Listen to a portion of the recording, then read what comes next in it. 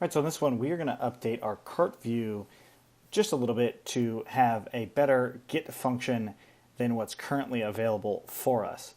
So I'm going to go in and add in the single object mixin.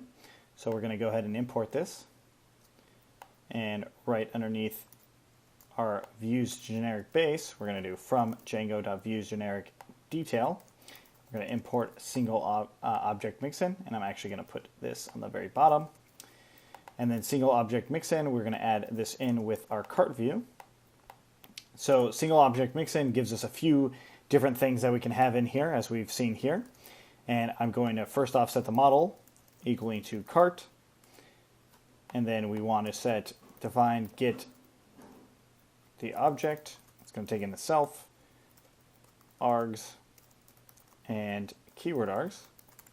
So get object, of course, is going to be the cart itself that's working. So we're going to be using all of the request stuff, things that we did right here. So get object is this, and we need to put self.request in front of every part of where request is there. Self.request, and finally self.request. And then we're going to return cart. So this actually returns the cart instance itself. And then down here in our get call, we'll do cart equals to self.get object. All right, so now if we go back into our project and update the cart again, we should see, oh, we got self global name request is not defined. So let's make sure that we did all of them. Nope, we didn't do this one. So this should be self.request session. All right, there, we refresh, there we go. So now the object should be changing stuff. If we go into admin, and we go to carts, we should see actually the object updating. So this one says 200. If we do cart item 30 and go back, it's also 30. Cool, so that get object is actually working. So now we're gonna update our get call to first we'll do context equals to self.get context data. And that's gonna pass in the request, args and keyword args, and then template equals to self.template name.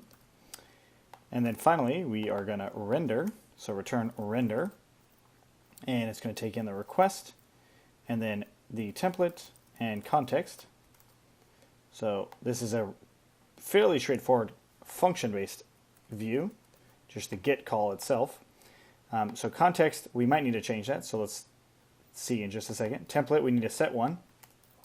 Template name equals to, and I'll call it carts/view.html. So we're going to have to create that template shortly. And if we go back in here, refresh, we got get context data is incorrect. So let's actually fix that. Get rid of the request there and just do args and keyword args. And if we refresh in here, we get cart view has no attribute object. So that has to do with how our mixins and stuff are working. So we can actually update our context data, and we could just say define context data, or instead of actually overriding anything, we could simply just down here in our get call and just say our object is object inside of the dictionary is equal to self.get object, which of course is the cart itself, but this will give us the proper context. And then if we refresh in here, we now have the template does not exist call. So inside of carts, we're going to make a new folder here, and we're going to call it templates. And inside of templates, we're going to make a new file called carts.html, and we're going to extend from base.html. And we'll do block content, in block, and I'll just show the object for now, as well as object.items.all. Save that, go back into our project, take a look, and it's saying it does not exist still. Oops, this should not be called carts, but instead our template should be called view. So we'll name this to view.html, not carts. Save that and refresh in here. Still not coming through. Templates, that's why. We need a new folder called carts. And inside of that folder, we need views.py, or views.html, excuse me. And I'm going to copy the old one, paste it into the new one, and delete the old one.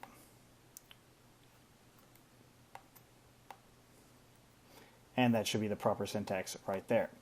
All right, so now if we refresh in here, and we're still not getting carts coming through.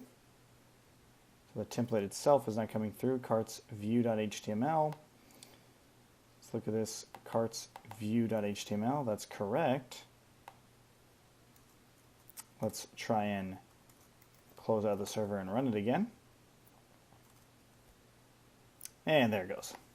So now it's showing our variation and our cart ID. Perfect. So that is actually right where we want to leave it off, because in the next one we are going to actually stylize our cart so we can see it. If you have any questions on this, let us know. Otherwise, let's keep going.